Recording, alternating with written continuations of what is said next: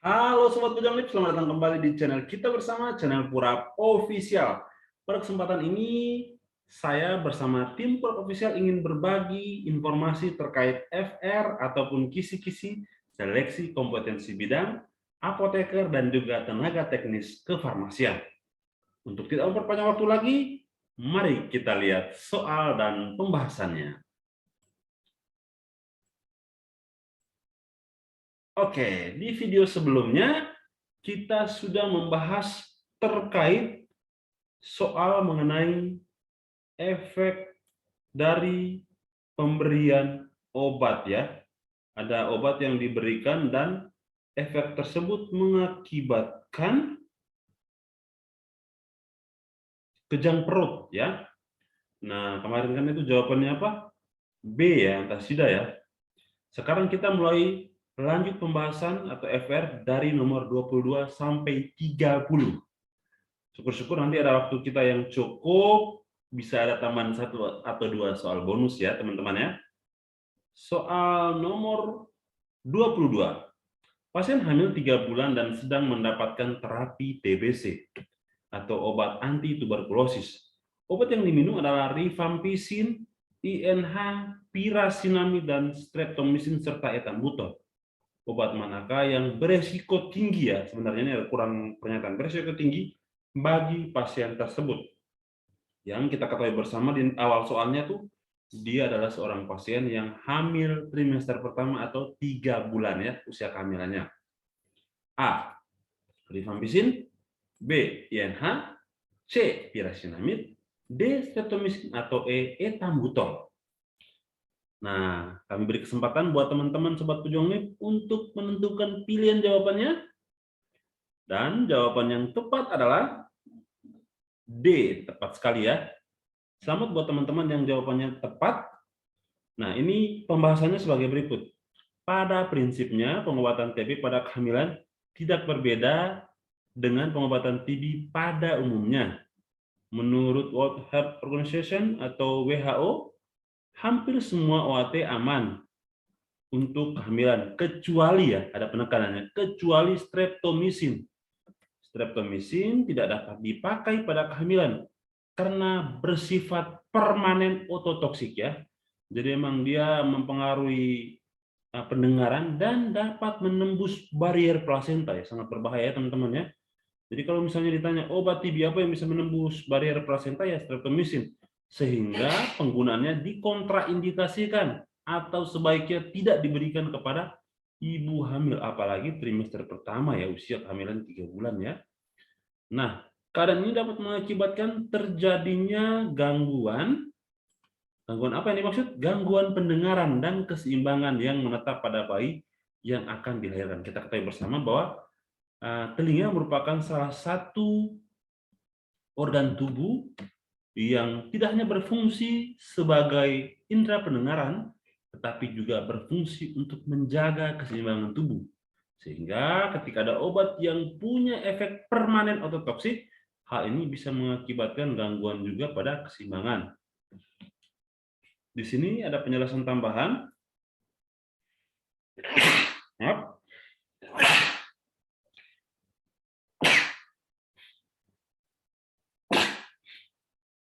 Mohon maaf teman-teman ya. Di sini ada penjelasan tambahan ya, bahwa perlu dijelaskan kepada ibu hamil bahwa keberhasilan pengobatan sangat penting, artinya supaya proses kelahiran dapat berjalan lancar dan bayi yang akan dilahirkan terhindar dari kemungkinan tertular TB ya. Nah, itu nomor 22. Nomor 23.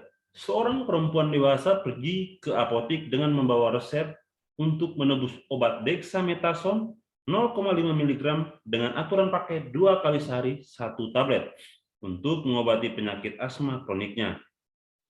Ketika apoteker akan menyerahkan obat tersebut, diberitahukan bahwa efek samping obat tersebut adalah moon phase ya. Bagaimana mekanisme kerja terjadinya efek samping tersebut? Jawabannya A. Meretensi natrium dan air, B. Mengekspresikan natrium dan air, C. Menginhibisi fungsi adrenokortikal, D. Mempenetrasi natrium dan air, atau E. menginduksi fungsi adrenokortikal, ya. Dan jawaban yang tepat adalah A ya teman-teman ya. Jadi penggunaan dexamethasone atau kortikosteroid salah satu efeknya adalah retensi natrium dan air. Kita ketahui bersama bahwa keberadaan natrium tersebut itu akan punya pengaruh dalam hal mengikat cairan ya atau air dalam tubuh sehingga bisa terjadi penimbunan cairan di bawah kulit. Nah, kita simak pembahasannya teman-teman ya. Untuk soal nomor 23.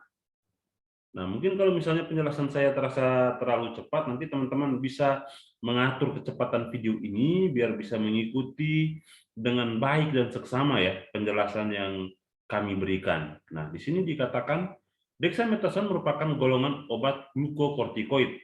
Salah satu efek samping obat glukokortikoid adalah moon phase ya, atau bahasa Indonesianya bentuk wajah menyerupai bulan ya, bulan sabit ya. Moon phase disebabkan oleh hipersekresi dari kelenjar adrenal atau disebabkan dari penggunaan glukokortikoid dalam jangka panjang yang menimbulkan terjadinya eksesif glukokortikoid dalam tubuh. Glukokortikoid memiliki beberapa aksi dari mineral kortikoid ya, yaitu dapat mengakibatkan retensi natrium dan air yang disertai dengan ekspansi volume cairan ekstrasel. Nah, seperti itu penjelasan singkatnya. Teman-teman hanya perlu tahu bahwa itu dexamethasone singkatnya punya efek mekanisme kerja yakni meretensi natrium dan air ya. Nah, nomor 25. Seorang ibu berusia 70 tahun masuk ke rumah sakit untuk menjalani pengobatan jantung. Dia mendapatkan terapi digoksin.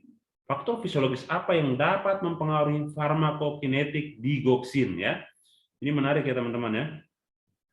Faktor fisiologis apa yang mempengaruhi farmakokinetik ya? Nah, ini pilihan jawabannya. A. Penurunan alfa glukosidase. B. Penurunan fungsi ginjal. C. Peningkatan pH. D. Penurunan pH. Atau E. Penurunan fungsi hati. Coba baca baik-baik teman-teman soalnya ya. Menjalani pengobatan jantung, dia mendapatkan terapi digoksin. Faktor fisiologis apa yang mempengaruhi farmakokinetik digoksin? Jadi ini merupakan apa ya? Soal dengan maksud pertanyaan itu kondisi seperti apa sih yang bakal mempengaruhi kerja kinerja farmakokinetik dari obat digoksin ya. Nah, apakah peningkatan pH, penurunan fungsi ginjal, penurunan alfa glukosidase atau penurunan fungsi hati. Dan jawaban yang tepat adalah B ya teman-teman ya. Penurunan fungsi ginjal. Mengapa demikian? Digoksin merupakan obat yang memiliki indeks terapi sempit ya teman ya. Nah, indeks terapi sempit atau obat di mana dosis terapi dan dosis toksik antara yang ada untuk obat ini itu kecil ya jaraknya ya teman-teman ya. Indeks terapi sempit. Nah, di sini dikatakan bahwa meskipun demikian, meskipun digoksin memiliki indeks terapi yang sempit, masih tetap digunakan mengingat insiden dan prevalensi gagal jantung pada orang tua itu persentasenya 80% ya. Digoksin adalah salah satu obat yang paling sering diresepkan pada pasien yang berusia lebih dari 65 tahun atau yang kita kenal dengan istilah pasien geriatri ya. Toksisitas digoksin umumnya dialami oleh orang tua dan berkaitan dengan beberapa faktor yaitu, nah tolong diingat ini bisa saja nanti keluar ya di soal. A. Penurunan massa tubuh. B. Penurunan GFR ya. Glomerulus filtrate rate atau laju filtrasi glomerulus ya. Penurunan massa otot dan interaksi obat. Hal yang paling penting terkait perubahan usia yaitu penurunan fungsi ginjal. Jadi memang dengan semakin menua seseorang, maka secara berbanding lurus itu bisa saja fungsi ginjalnya mengalami penurunan dan ini yang mengakibatkan digoksin itu berpengaruh gitu dalam hal proses ekskresinya. Kita ketahui bersama bahwa obat yang dikonsumsi itu salah satu jalur ekskresinya adalah melalui ginjal sehingga dibutuhkan dosis yang lebih rendah untuk menghindari toksisitas ya. Oke.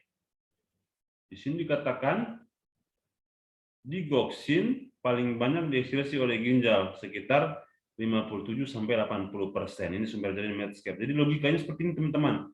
Ketika fungsi ginjal menurun, ya ini bukan berarti gagal ginjal ya, bukan ya, bukan chronic kidney disease ya atau AKD ya, akut kidney disease ya, bukan ya. Nah ini lebih ke penurunan fungsi ginjal dan hal ini mengakibatkan proses bersihan atau proses pengeluaran ekskresi itu menjadi terhambat sehingga resiko obat untuk ditimbun di dalam tubuh itu semakin besar gitu. Maka dari itu pemberian digoxin itu harus hati-hati ya pada pasien yang sudah mengalami penurunan fungsi ginjal. Oke? Bisa teman-teman? Ini dibilang karena akan mengakibatkan toksisitas ya. Maka digoxin pada pasien geriatrik itu biasanya dosisnya disesuaikan ya. Oke, kita lanjut teman-teman ke nomor 26. Seorang pasien laki-laki dewasa didiagnosa pneumonis aspirasi, diberikan injeksi antibiotik empiris selama 4 hari. Namun pasien tersebut tetap mengalami demam dan leukositosis. Pasien telah melakukan uji kultur dan sensitivitas dari sputum di hari pertama. Saran apoteker kepada dokter yang merawat pasien tersebut adalah, nah ini kalau untuk teman-teman yang kerja di rumah sakit, biasanya gampang ya soal seperti ini, tapi buat teman-teman yang kerjanya di PBF, apotek ataupun puskesmas, mungkin informasi ini akan membantu teman-teman untuk menentukan jawaban yang tepat. Oke, pilihan jawabannya A, mengganti antibiotik berdasarkan uji kultur dan sensitivitas, B, mengulang uji kultur dan sensitivitas untuk pilihan antibiotik, C, meneruskan pemakaian antibiotik, D, menghentikan pemakaian antibiotik, atau E, menambahkan pemakaian antibiotik. Dan jawaban yang tepat adalah A, mengganti antibiotik berdasarkan uji kultur dan sensitivitas ya. Coba kita lihat pembahasannya teman-teman.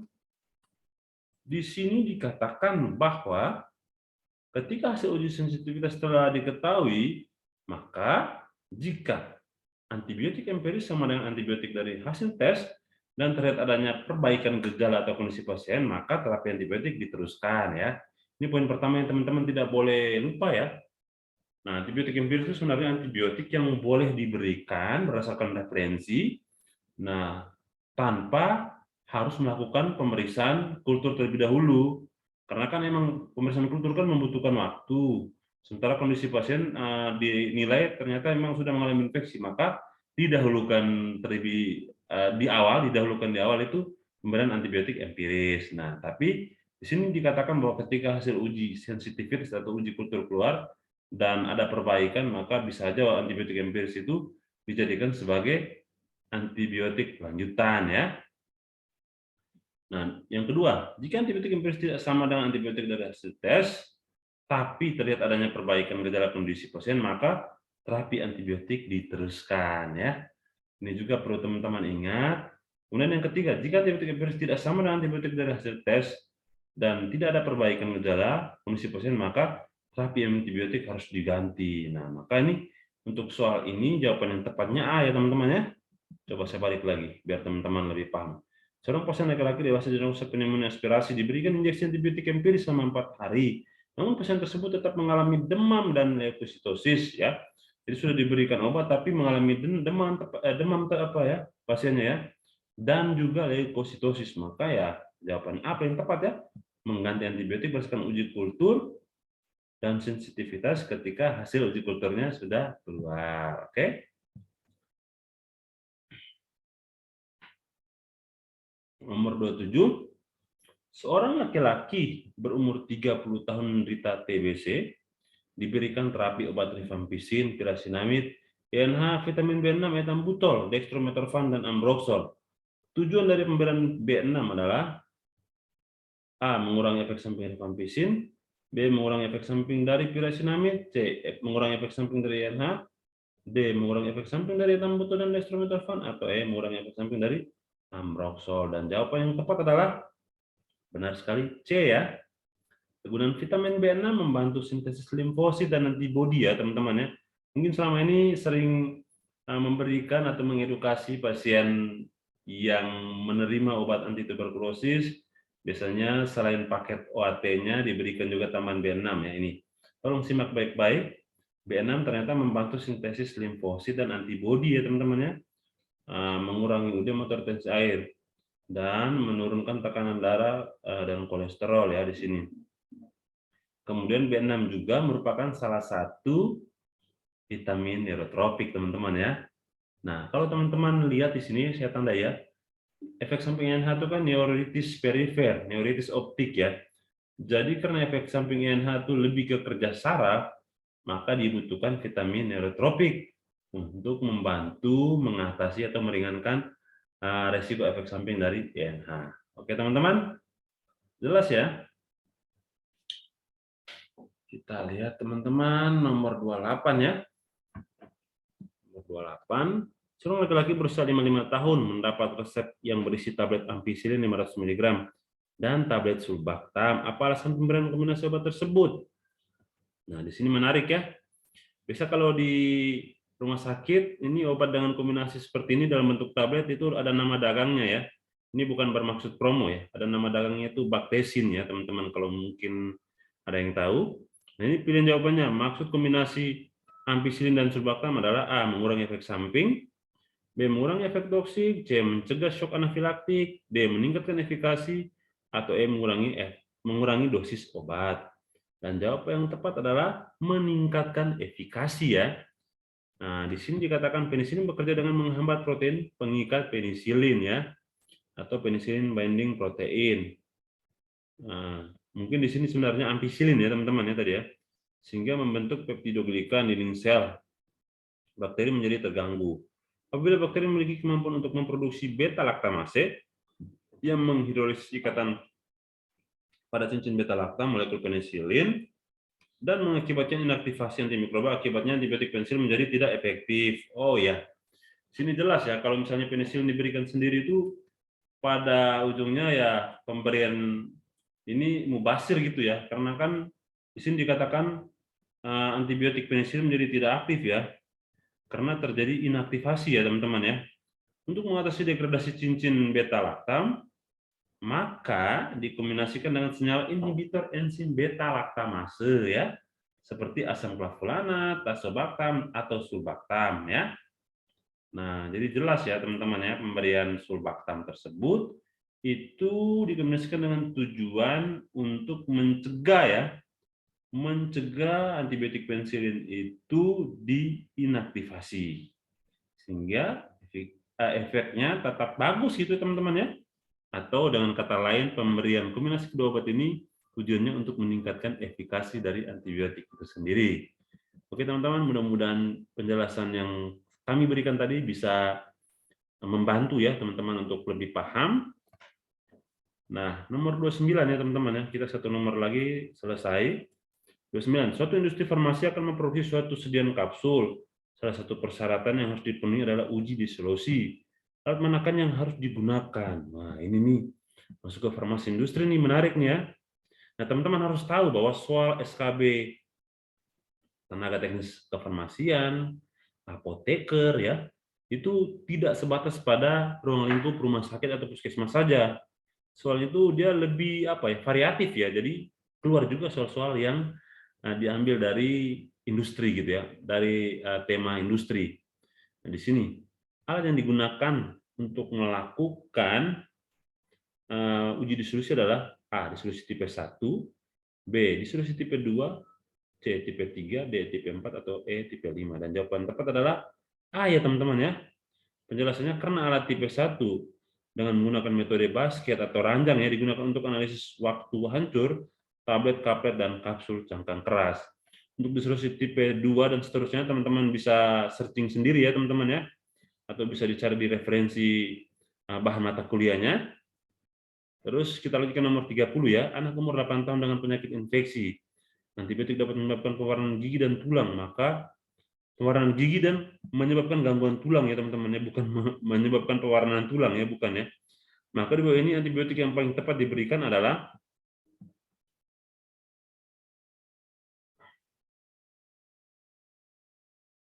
A. Amoxicillin, B. Gentamicin, C. Erythromycin, D. Clindamycin, E. Tetracycline. Nah, Sebenarnya ini soalnya agak kurang ya pernyataannya, maka di bawah ini antibiotik yang paling tidak tepat ya diberikan adalah jawabannya E, teman-teman ya, tetrasiklin. Karena berdasarkan pembahasan, tetrasiklin itu mengakibatkan ion kalsium yang terdapat pada tulang dan gigi itu mengalami kelat ya, mengalami kelat, sehingga kelat inilah yang mengakibatkan pewarnaan gigi ya teman-teman, dan mengakibatkan gangguan tulang juga. Jadi jawaban pada pasien anak sebaiknya tidak diberikan tetra ya teman-teman, karena akan mengakibatkan pewarnaan gigi. Oke, sekian dari kami. Terima kasih buat partisipasi teman-teman. Jangan lupa like, comment, subscribe, dan share video ini.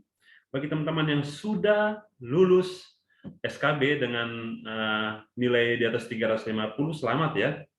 Bagi teman-teman yang mungkin masih belum mencapai target gitu ya, dari hasil perhitungan pribadinya, jangan menyerah, karena pribadi pantang menyerah akan mendapatkan sukses di hari dan waktu yang Tuhan izinkan. Sekian dari kami, salam sukses, salam Purak Official. Jangan lupa tinggalkan jejak positif di kolom komentar. Oke, terima kasih.